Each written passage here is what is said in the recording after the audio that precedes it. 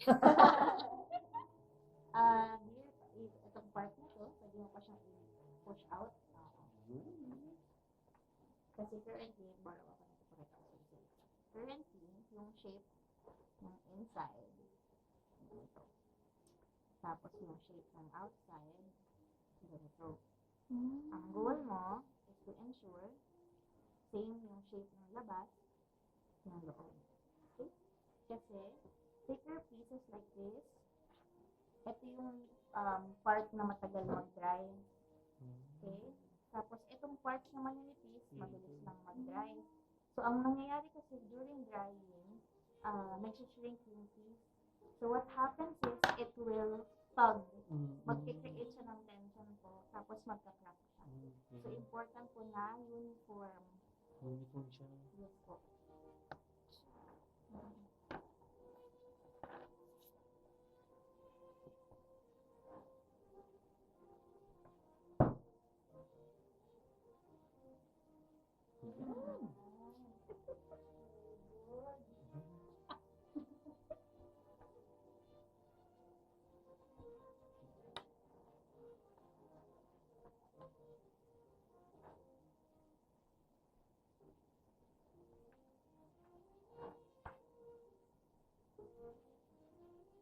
Hanggang panipis naman ngayon. Yes po. Tapos ito po yung box natin. Yun lang, ulit-ulit lang po hanggang sa makuha natin yung shape.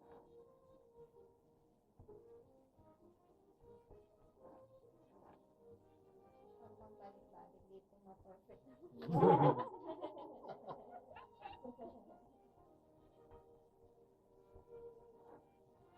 Yung sister ko nga po, hindi siya talaga nagpa-pottery.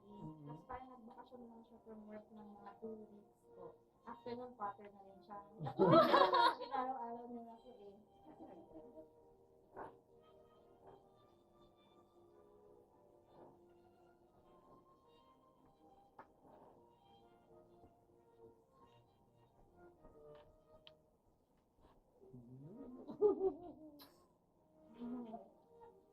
Mataas na ako. Keep in mind po that the piece will shrink by 10%. So, lumilit siya ng konti.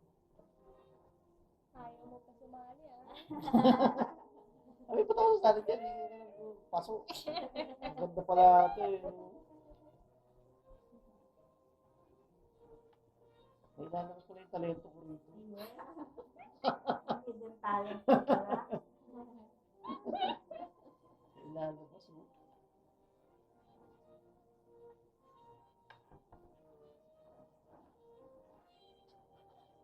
Ang ganda na.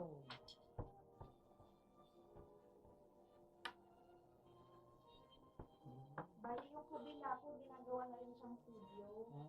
So, in the future po, mas marami na yung students na sa factory po. So, di ba po nakita nyo kanina may butas na po yung wall? So, yun po yung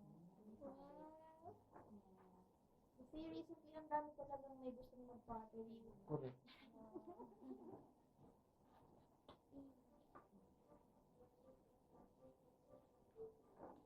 Ganda yung art ko eh. Gusto ko nga ma'am, minsan yung gumawa ano na yung gano'n na oh. Sa hand building po, mas madali yung gawin. Ano to ma'am? Hand building. Hand building to. Tapos yung isa mo, ano yun? Wheel throwing. Wheel throwing. O, yun po yung may machine. So, doon po kasi, kailangan mo mag-practice bago ka makagawa ng maganda. Although nakakagawa naman, pero hindi pa po. Sa wheel throwing? Pero sa hand building po, yung mga students namin nakakagawa sila ng pet mug, Correct. anong mga klase. Mas maganda ka nito eh. Tsaka mas controlled niyo po. Control mo siya eh.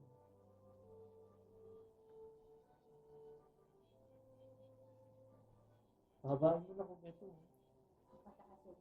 Pataasin So, mo. pwede mo siyang imagine you're pulling it up habang pinipress mo siya. So, the motion of your fingers is yan.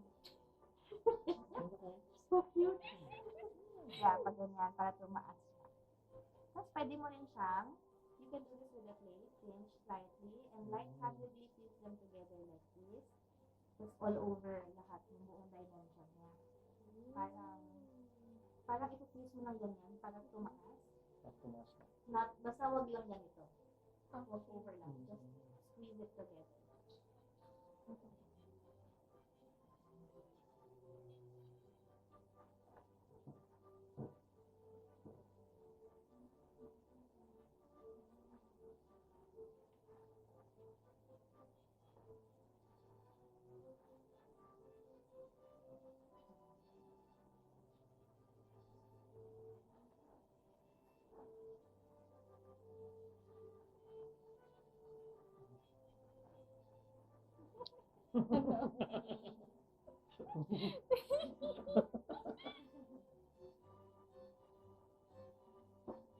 Bigay mo muna dito sa ilalim.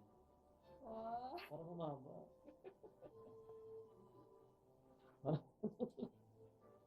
Oh, ganda oh. May Although mababa rin naman to eh. No? Yung gusto mo naman. Gusto ko So, taas lang ng konti. Para lang di matapon yung kape kapag minutes. Oh, I'm actually gonna put trinkets. Trinkets. Okay. Ano na? Trinkets. Ano yun? Anik-anik. Singkit. Wala ko singkit eh.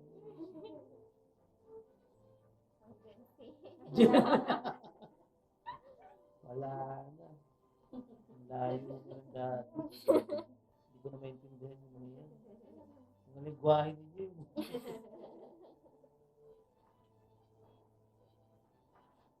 Meron pa yung mga homosexual eh, na pag nagsasalita ng mga lalaki, hindi ko maintindihan. Ano tawag doon? Yung salitang bakla.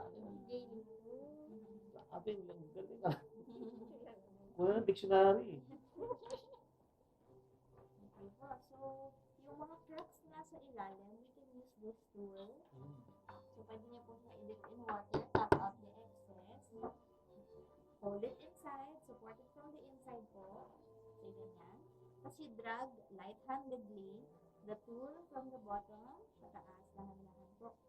Makakatulong din siya to smoothen everything. Para mas malaking surface area po yung nakacover. Ganito pala yung mga tool niyo, no? Okay. Hindi ko nalaman ko eh. Pala eh. Oo, parang gano'n. Papapay ko ilalim.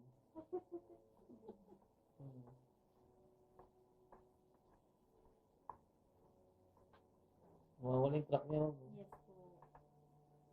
Kasi kung ano yung texture niya po ngayon, gano'n na rin siya after firing.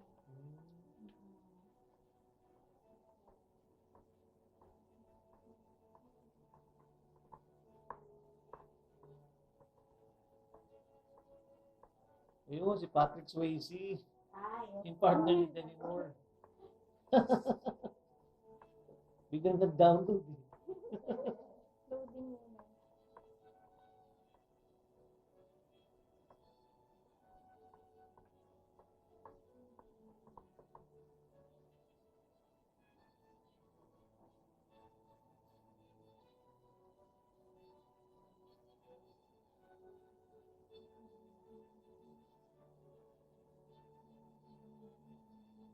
Dito na ako yun ng kape ko pag ano. Yes.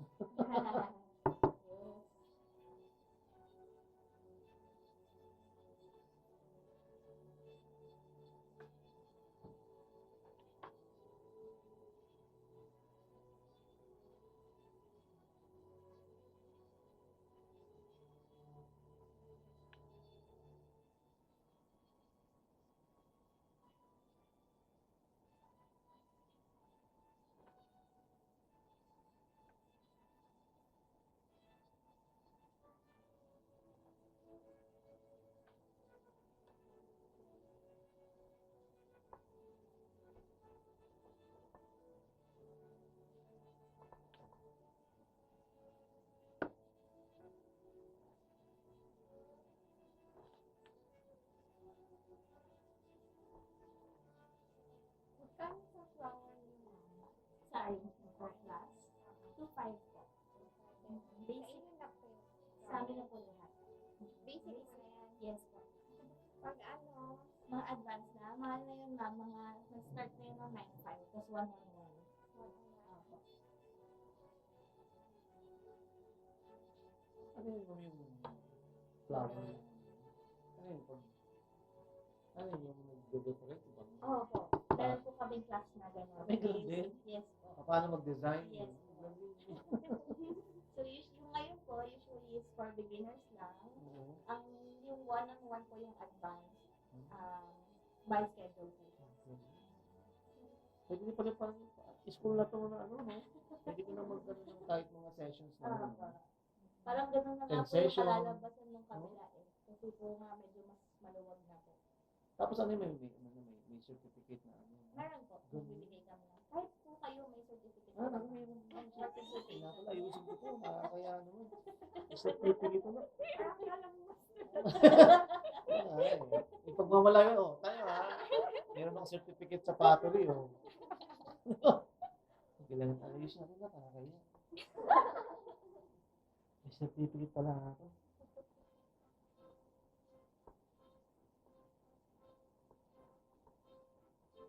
Kaso ang flowers pa. Saan po pag mag-business ka na talaga sa flowers? Yung supply po. Supply. Dahwa po. Pero common na din na yung mga dry. Opo. Kami po nag-import kami ng preserved flowers kasi mahal po dito. Ano, mahal dito naman. Significantly mas mahal po kaya we choose to import na lang. Pero bumibili pa rin po kami ng local na mga dried flowers. Meron pa rin naman po. Kala ko gumagawa kayo. Mag-dried po, dati po sinulay namin mag-preserve. Kasi sobrang tagal. Tapos opo, tapos ang trabaho masyado. Kaya bumibili na lang po kami. Kaya ang daming flowers sa baba. Tapos, pang Mother's Day po yung mga preserved flowers. Yung naumpisahan na po.